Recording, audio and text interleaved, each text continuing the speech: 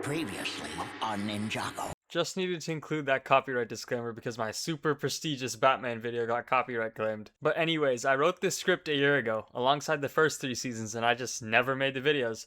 But finally, and I think finally, I'm gonna do it.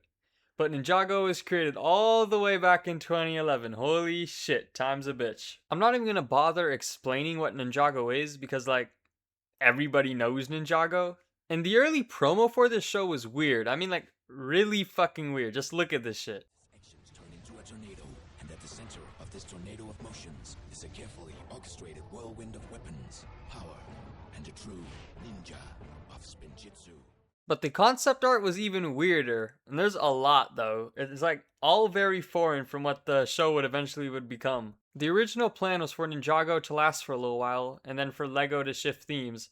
But for better or for worse, this shit is still going to this day. I remember being a little kid thinking that the final battle was, the final battle, and same with the other one, except I wasn't a little kid and I was more of a grown kid. But we don't even talk about that final battle, but somehow, someway, Ninjago is still going. And after 20 seasons of television, one movie, which is absolute shit by the way, and countless video games, which were all forgettable. Not you though, Tournament of Elements, you were great. The show premiered with 2 pilot episodes. Well, kind of, like 4 episodes but 2 at the same time. 40 minutes of total runtime, but depending on how you watch these, you'll either get 4 10-minute episodes, or either 2 20-minute episodes. And the 2 for 20 is what I grew up with, so I'll just be using that. Way of the Ninja opens with Kai and his younger sister Nia working at their family-owned blacksmith. The siblings are then interrupted by an army of skeletons from the underworld who are after the map of the 4 golden weapons of Spinjitzu. You see, the 4 weapons of Spinjitzu all represent an elemental power. The Sword of Fire, the Nunchucks of Lightning, the Scythe of Quakes, and the Shurikens of Ice. And they were all used by the first Spinjitzu master to create Ninjago, who's basically God, I guess. The first Spinjitzu master passed down the weapons to his sons who swore to protect them. The older brother turned evil, so naturally the younger brother hid the weapons and fought and banished the elder brother to the underworld. How do we know all this? Oh, because the younger brother Wu shows up and saves the day and lore dumps it all on Kai.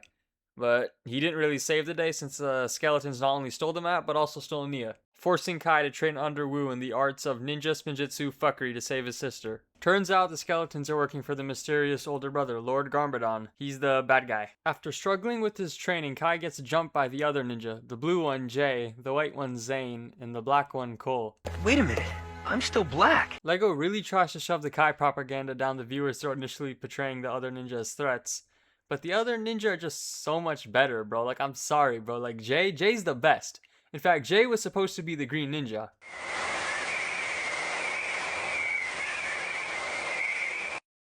Whoa!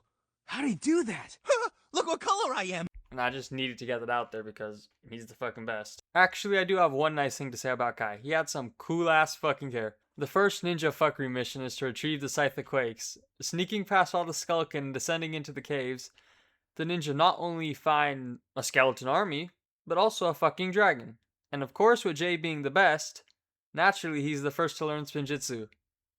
Way of the Ninja closes with the ninja escaping with the first golden weapon.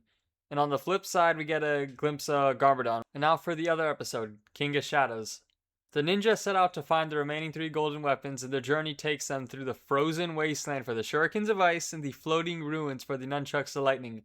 And we just don't, ever see these places again, which is, demoralizing as fuck, because these places look cool as fuck. And then the group travels to the forest where they set up camp for the night. Kai wakes up to see his sister Nia standing nearby, and without a word, she runs off into the woods.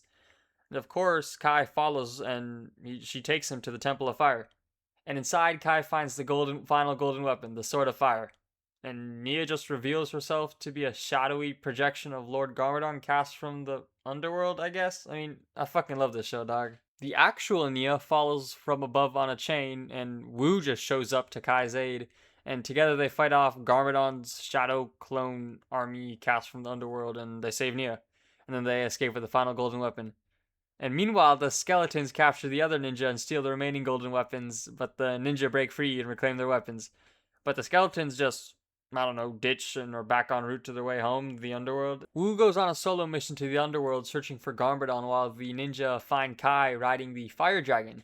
And together they all go to the underworld looking for Wu. And they just, tornado of creation of Ferris wheel imprisoning all the skeletons.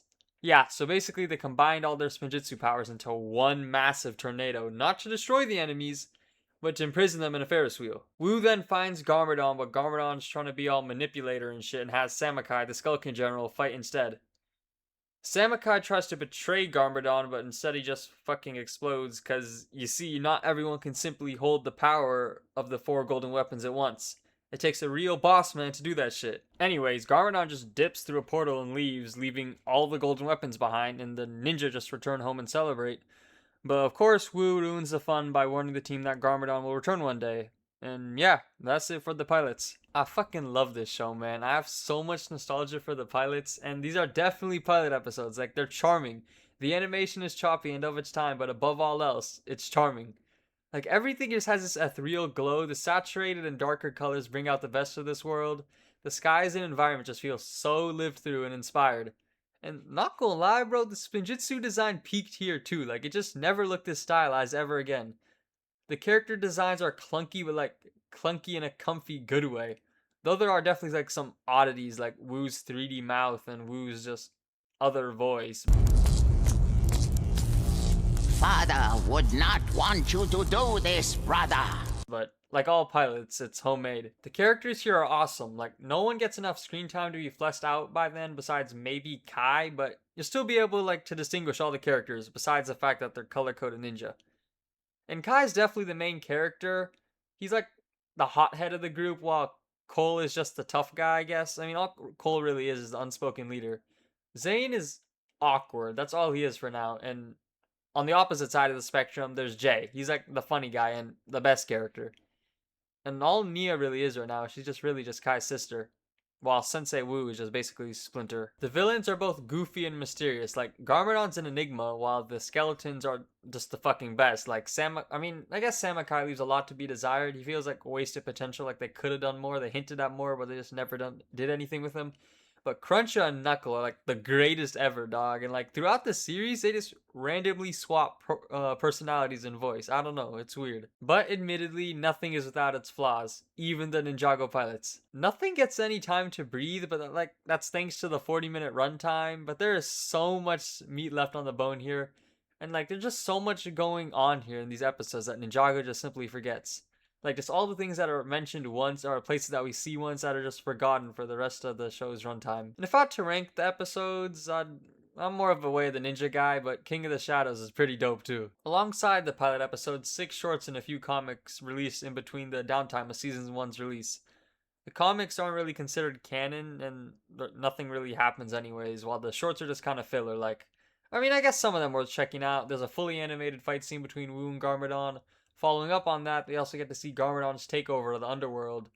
And my favorite being Cruncha and Knuckle trying to steal the golden weapon. The Lego sets here are alright. I mean, I love them, but that's obviously my nostalgia bias speaking. But bruh, this Skull Tank truck or whatever the fuck this is, it's so badass, bro. I wanted this as a kid. And holy shit, after 20 seasons, we get to see Cruncha and Knuckle again. A modernized version, but I literally just don't care because the old ones are so much fucking better. There are also 2 games that released with the pilots. Lego Battles Ninjago and Spinjitzu Smash.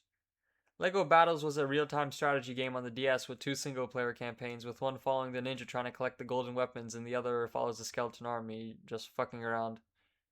Spinjitzu Smash was a web browser game where the players fought just waves of enemies, really just being skeletons, and that's about it. But apparently next year, a new graphic novel serving as a reimagining of the pilot episodes is releasing. So, I mean, I'm not gonna get it or read it, but I guess it's coming out. And yeah, that's it for the first year in Ninjago.